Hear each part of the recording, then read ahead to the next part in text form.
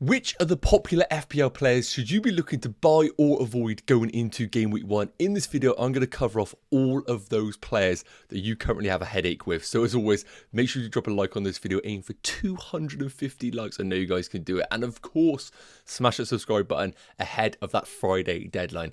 Enough waffling, let's get into today's video. So first up, the talk of the town right now in Liverpool's Diogo Jota, who's coming off the back of a goal and an assist in their most recent friendly against Sevilla.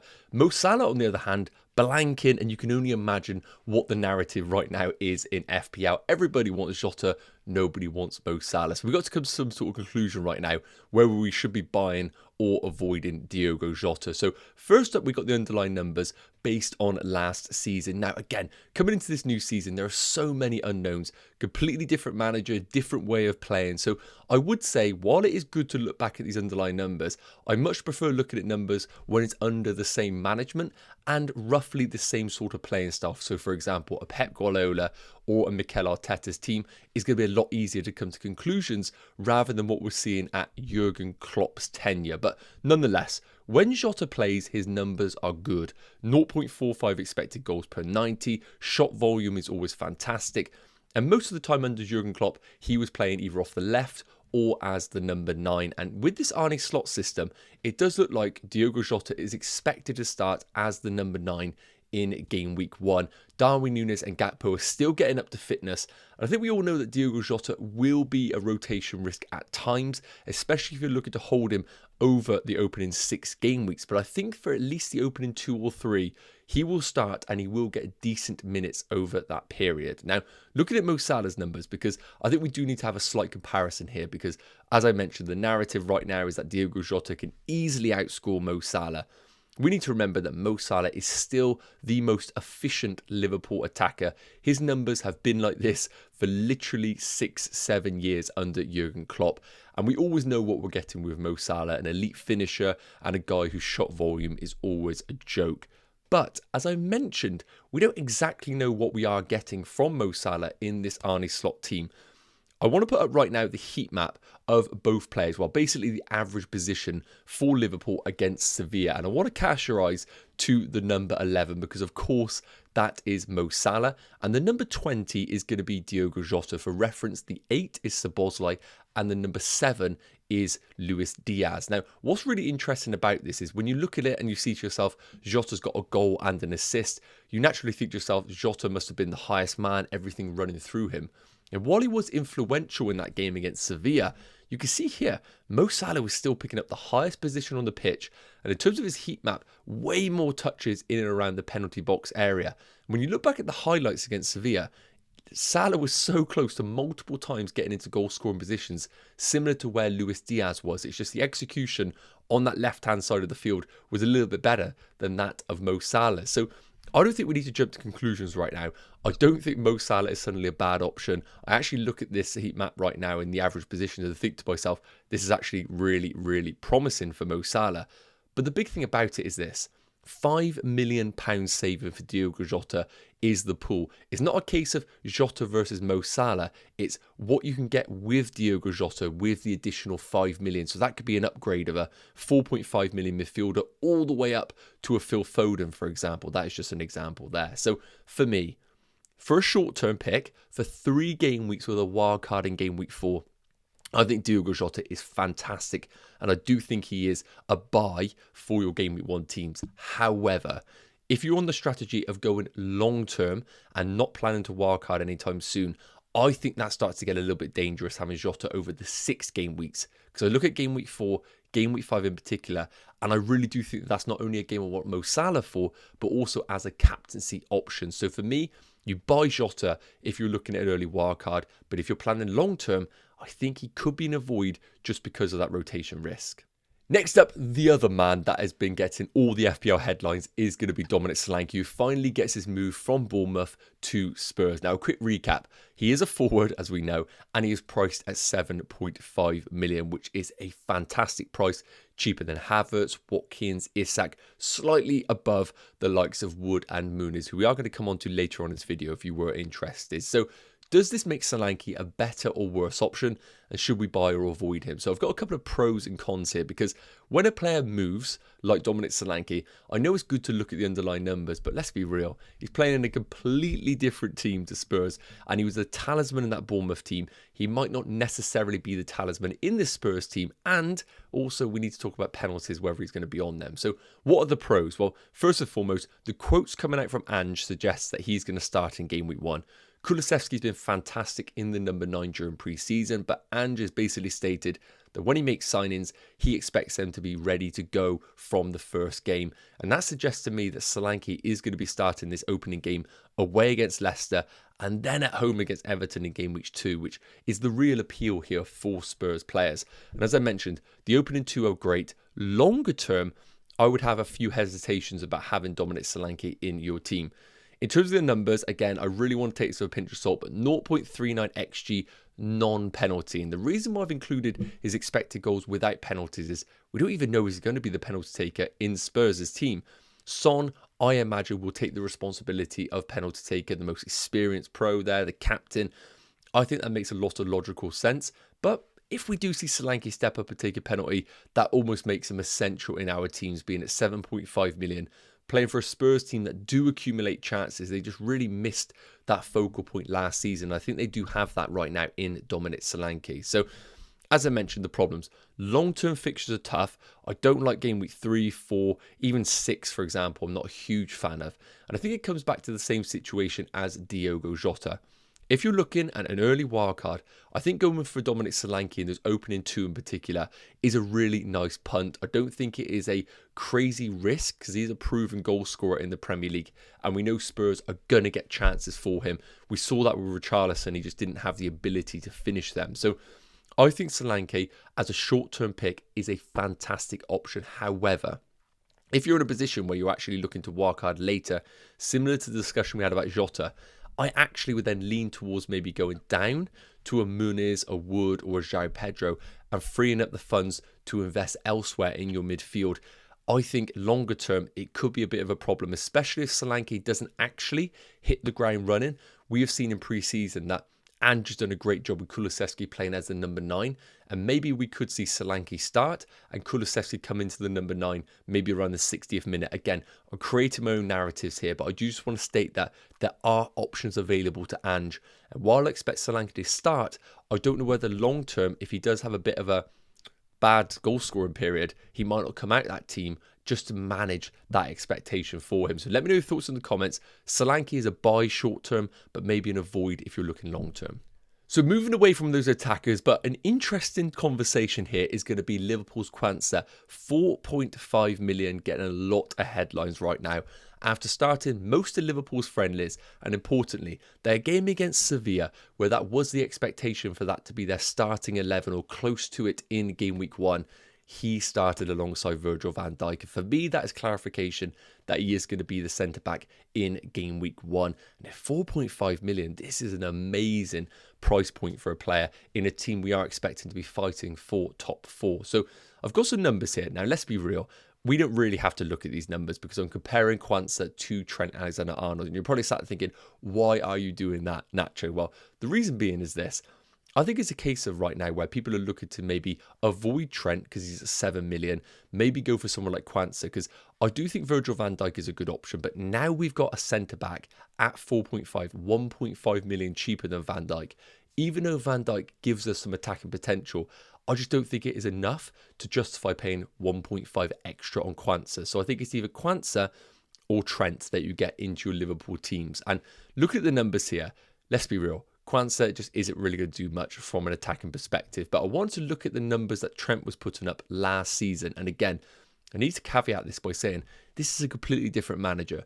We don't know exactly what we are seeing from Arne Slot and Trent. In the previous game against Sevilla, where Trent had his full game for the first time this pre-season, he wasn't necessarily inverted all the time, but he equally wasn't overlapping Salah. He was playing much more of a, I would say, half space role similar to De Bruyne, making those underlapping runs at times. So one to monitor with Trent, maybe one to avoid in the early doors if you don't think he's going to be as offensive as what we first thought. And with Quansah here, what I do like is he gets you into his Liverpool defence. But my big argument right now is Is the defence where you actually want to invest in, or is it the potential of attack in return? So Ipswich away, let's be real, should be a win for Liverpool. But is it an easy win against a team back in the Premier League? I don't think that's going to be an easy game there.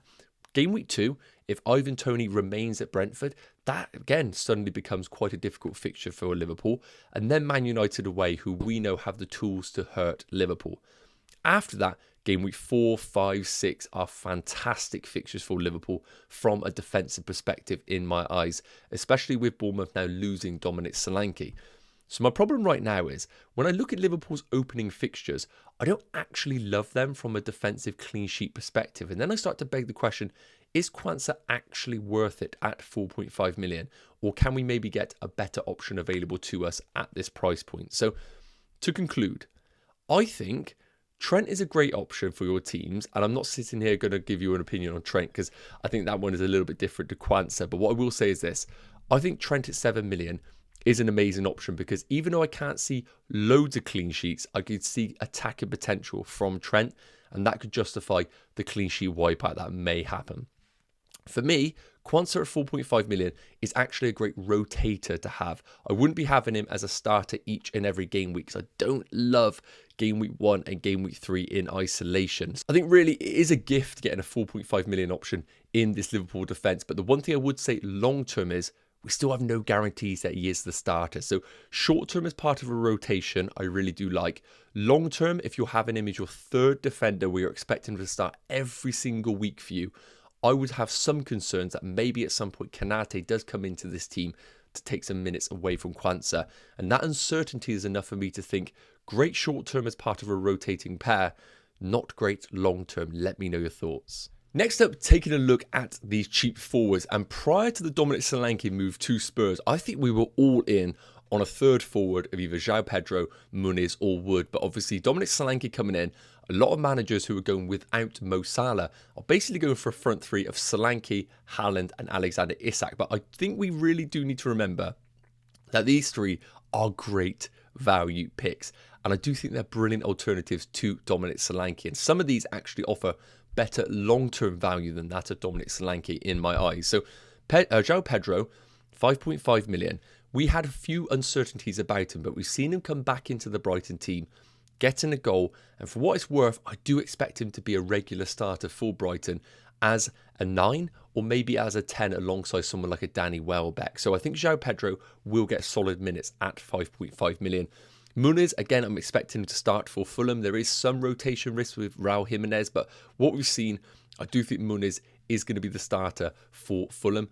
And finally, Chris Wood, another example of a player who I perfectly expect to start for Nottingham Forest, but with Taiwo Awoniyi in the background, we could see some rotation longer term from Chris Wood if he doesn't continue that goal scoring form from last season. Now, got some underlying numbers here from Fantasy Football Fix. This is looking at the data from last season, all of it. Of course, Muniz playing the least minutes, 1,500. João Pedro the most, just over 2,000. So in terms of the goals per 90, Wood, Mr. Clinical, 0.7 per 90. Muniz at 0.5, which was fantastic. João Pedro at 0.4. When we take a look at the underlying numbers, they're all offering brilliant numbers here. 0.45 per 90 for Muniz, 0.57 XG for Wood, and 0.51 XG per 90 for João Pedro. Really, really solid underlying numbers. The expected assists, I don't really mind because end of the day, I want the goal scorer in these respective teams. And in terms of the expected FPL points, if I'm looking at a player who's getting around 5.56 expected FPL points per 90 at this price point, that is going to get very, very difficult to beat value at this price. So right now, I think we really do need to consider these cheap forwards as opposed to someone like a Dominic Solanke long term. So, of course, the numbers are great for all of them. I think they are going to be fantastic picks.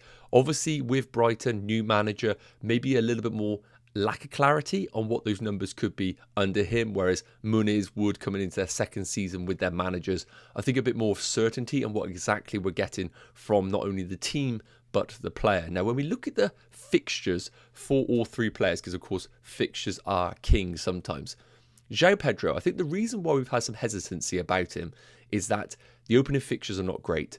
Away against Everton, that can always be a tricky game, followed by Man United at home in 2 and Arsenal away in 3. Game weeks 4 and 5 are incredible against Ipswich and Nottingham Forest. And once again, if you're one of those managers that is maybe looking at going for a game week 4 wildcard, I look at that there and think to myself, wow, we could use this first 3 game weeks to monitor how the Brighton assets are going. And if the likes of João Pedro suddenly emerge as a guaranteed essential pick alongside someone like a Minter, we can go into him in game week 4 on that wild card. So for me right now, I don't think João Pedro is necessarily a buy for your teams just because of those opening fixtures. When we look at Fulham, longer term, the fixtures are much, much better. Game week 1 away against Man United, while it isn't great, I think it's a fixture you can start him in if you want to. Remember, this United team was one of the worst defences last season. And beyond that, game week 2 at home against Leicester, Ipswich away, West Ham at home, Newcastle at home, Forest away. Long term, these are the fixtures that I really do like for Muniz, and I think his game times will be really solid over that period. And finally, Chris Wood. The opening 3 are fantastic. Bournemouth, Southampton, Wolves. Then they get a little bit trickier, but then game week 6 is solid at home against Fulham. So what are my conclusions right now? If I had to pick one for game week 1, and it's going to be a short-term option, I am looking at Chris Wood for the first 3. That is simple.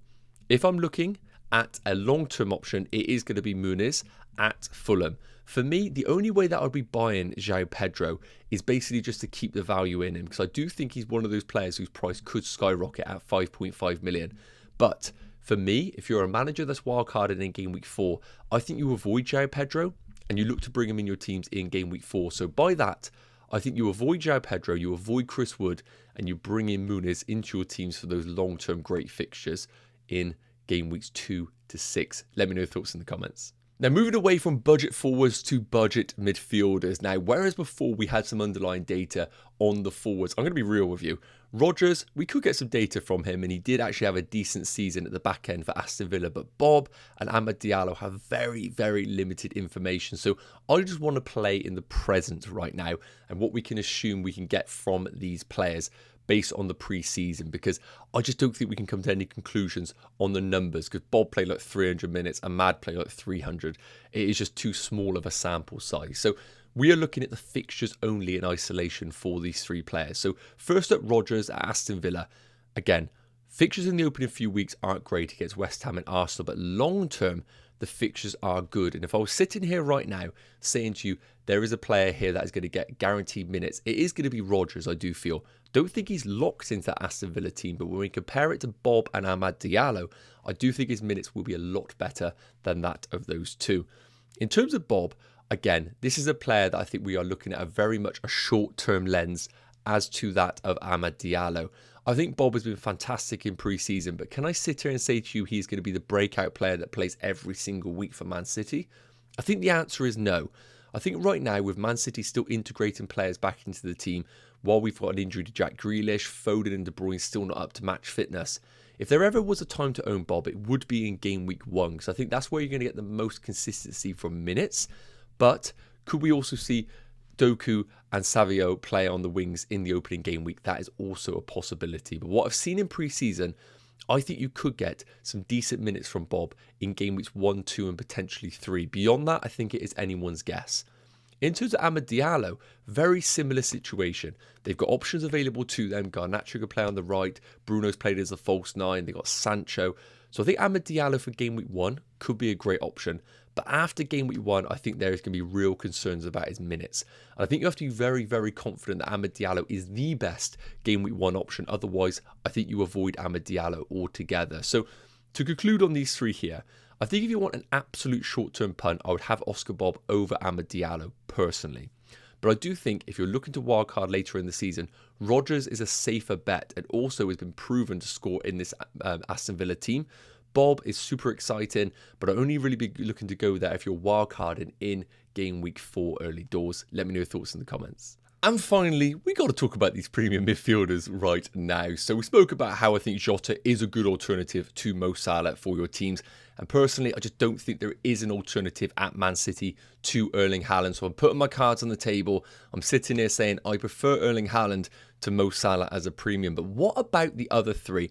De Bruyne and Foden I'm not putting on our radar because we have no certainties whether they are going to be available for game week 1. So first up, Palmer, the second most expensive midfielder at 10.5 million. You could take a look at the numbers here, but I'm only going to quickly glance over them because we know deep down all three of these are fantastic options, and we're never sitting here thinking none of these are good options. Just unfortunately, we have a budget and we can't buy them all. So right now, Cole Palmer at 10.5 million. I do expect him to come into this Chelsea team in game week 1. I think he's too talismanic, and I do think Maresca is just naturally going to feel like he has to bring him into the team at some point. If he doesn't start, he will definitely play 40 minutes minimum, and then I think he will be integrated into that Chelsea team. In terms of Bukayo Saka, no worries whatsoever about minutes. He will be in that game week 1 team each and every week beyond that. And really, Arsenal haven't really recruited for an alternative on that right-hand side. So I think Saka is even more important to Arsenal in those opening weeks. And Arteta knows he cannot slip up at any point in those opening weeks when Man City may be a little bit weaker with some of their players still not back in the team. So this is an opportunity for Arsenal to apply the pressure. Saka is in every week in that team. But finally, Son, 10 million. Previously, I think we were all trying to find a way to get him into our teams, but with the signing of Dominic Solanke, a little bit of uncertainty on whether that decreases Son's value or increases his value. Could we see the return of Kane-Son combination with Dom and Son? Maybe, but I also think there's a little bit of uncertainty right now, and the fact that we've got someone 2.5 million cheaper in Dominic Solanke that we can go towards. So in terms of who I would invest in, personally, I've spoken about it before.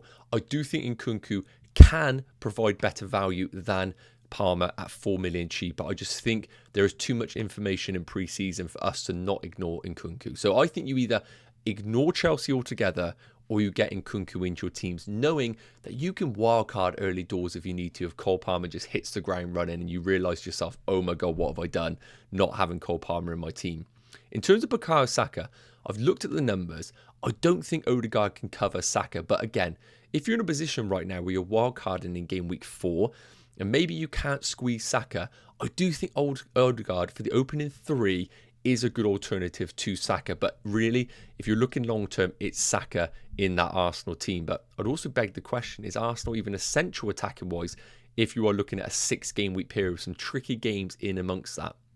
And finally with Son, I think it's not as strong as Avoid, but I just think maybe someone like a Dom Solanke is a better value pick for those opening game weeks. So to conclude, Palmer, I hate saying it, avoid, but I think Nkunku is better value. I think if you avoid buy Saka, you get him in your teams. If you can't afford him, Odegaard is the next best alternative. And in terms of Son, you know you're getting the best Spurs attacker, but at 2.5 million cheaper, I do like Solanke's possibility for those opening weeks. Let me know your thoughts in the comments. This one's split in the community, but I feel pretty compelled that Saka is the best premium of the 3 you can see on your screens. Yes, guys, okay, that is going to wrap up today's video. Thank you so much for tuning in. As always, if you haven't already, make sure you drop a like on the video and, of course, smash that subscribe button. We're going to be dropping daily content throughout the entire season, so you want to get involved. And if you want additional content, make sure you check out the links in the bio, my Patreon, YouTube membership for additional content, one-to-one team management, the works. Go check it out. Have an amazing day, and I'll see you in tomorrow's video. Take care. Cheers.